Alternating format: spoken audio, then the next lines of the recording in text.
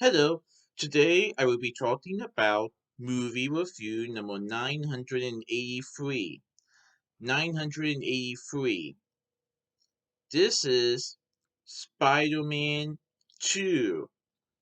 Spider-Man 2 is a 2004 movie directed by Sam Raimi, R-A-I-M-I. This is based on the Marvel comic book from Stan Lee and Steve Ditko. This is from Sony Pictures, Columbia Pictures, and Marvel Studios.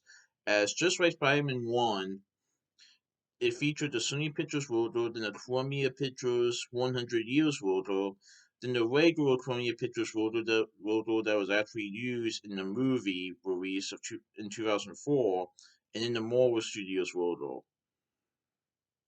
So, I saw this movie on April 22nd, 2024 at Regal Cinemas 16 in Deerfield Towne Center in Mason, Ohio.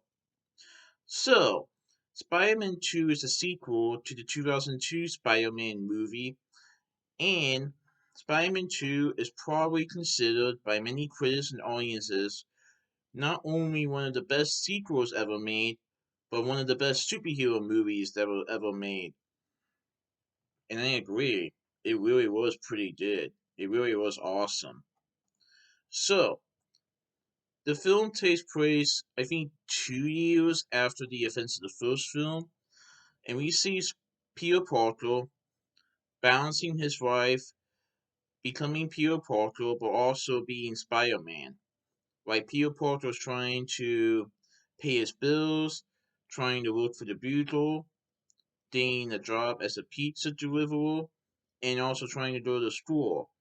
While he's doing this, he's also balancing his life and responsibility as being Spider Man.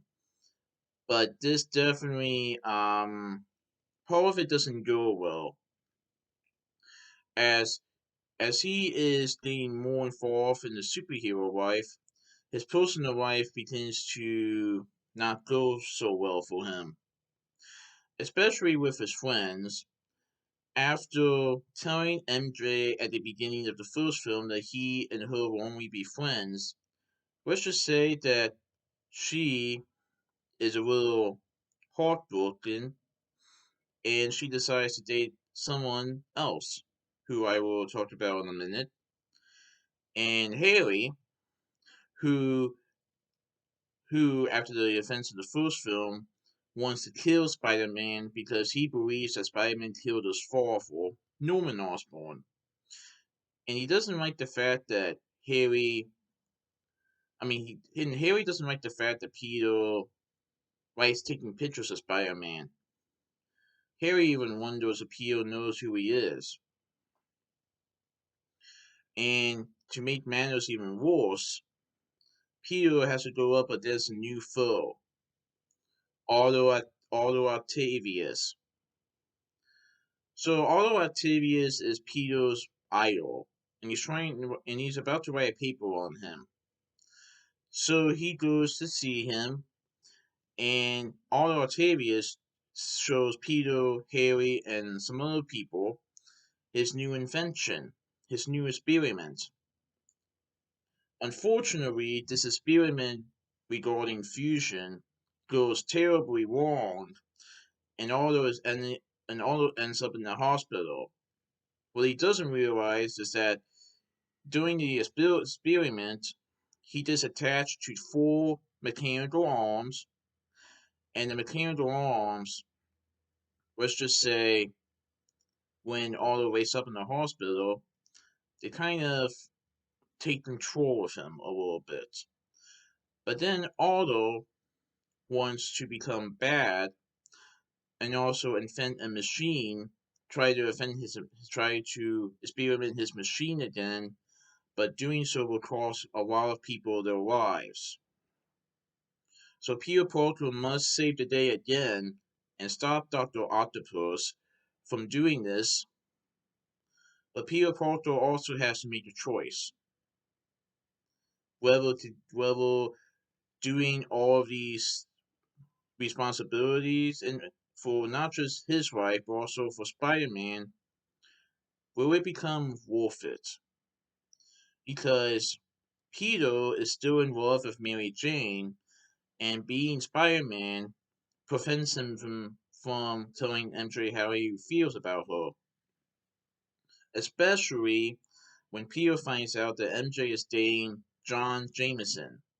Yes, J. Jonah Jameson's son, who is an astronaut. And Peter, on the other hand, is trying to figure out what to do when his powers are failing him. When he and let's just say there was a point in the film where he makes a choice that could definitely impact his life forever. But he realizes that somebody needs to stop Dr. Octopus before it's too late, even if it means Peter giving up the thing that he wants the most. Oh, I thought it was a pretty good movie.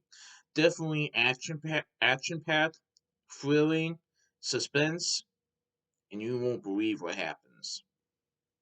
So, believe it or not, this was probably the very first Spider-Man movie I've ever saw on DVD. I might have saw a little bit of Spider-Man 1 before Spider-Man 2 when I first watched it, but it was really Spider-Man 2 that got me interested in superhero movies, or at least Spider-Man movies. So, I don't know why I didn't see Spider-Man 1 or at least the complete version before Spider-Man 2. Of course, I was a lot younger, but it didn't really confuse me at all. I still love it today, just like I did about maybe 18 years ago, maybe. Let's just say 18 to 19 years old. I forget when I first watched it, but it was definitely good. So Tobey Maguire reprises his role as Peter Parker as Spider-Man. Kristen Dunst reprises her role as Mary Jane Watson. James Franco reprises his role as Harry Osborn. And then we also see Alfred Molina portraying Dr. Otto Octavius as Dr. Octopus. Rosemary Harris portrays May Parker, who is Peter's aunt, who's reeling from the loss of Uncle Ben Parker. Donna Murphy portrays Rosie Octavius, who is Otto's wife, but also his assistant. J.K. Simmons reprises his role as J. Jonah Jameson, and Daniel Gillies portrays John Jameson. And we also see a cameo appearance by Stan Lee and Bruce Campbell. This time, Bruce Campbell is an usher at one of Mary Jane's plays, as in this movie, MJ is starring in the play. Cool. So, like I said at the beginning or near the beginning, we see Peter Parker wanting to be with MJ, but due to his responsibilities as Spider-Man, he can't tell her how he feels.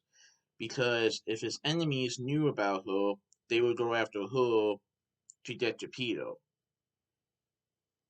But we also see Harry Osborn wanting to kill Spider-Man. And let's just say that maybe Dr. Octopus might help Harry with this. But what would happen if Harry found out who Spider-Man really was?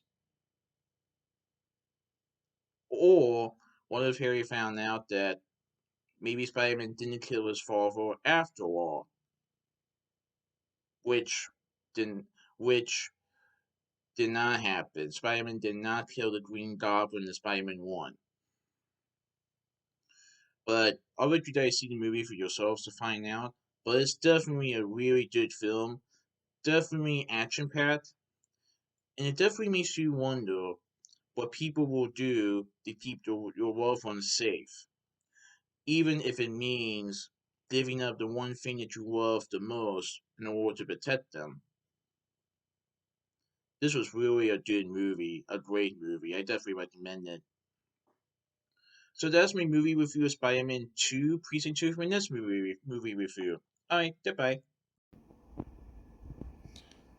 Well, today is the second Spider Monday out of 8. And today, I will be seeing Spider-Man 2, which is the second out of 3 movies in the Tobey Maguire trilogy, and is probably considered one of the greatest superhero movies of all time. This is going to be good.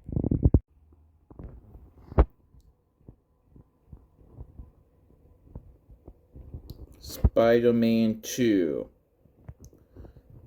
a 2004 movie that is considered probably one of the greatest superhero movies of all time by critics and audiences, and is re-released as part of Sony Pictures' 100th anniversary. And then it's also associated with Marvel Studios. Oh yeah, this is going to be good.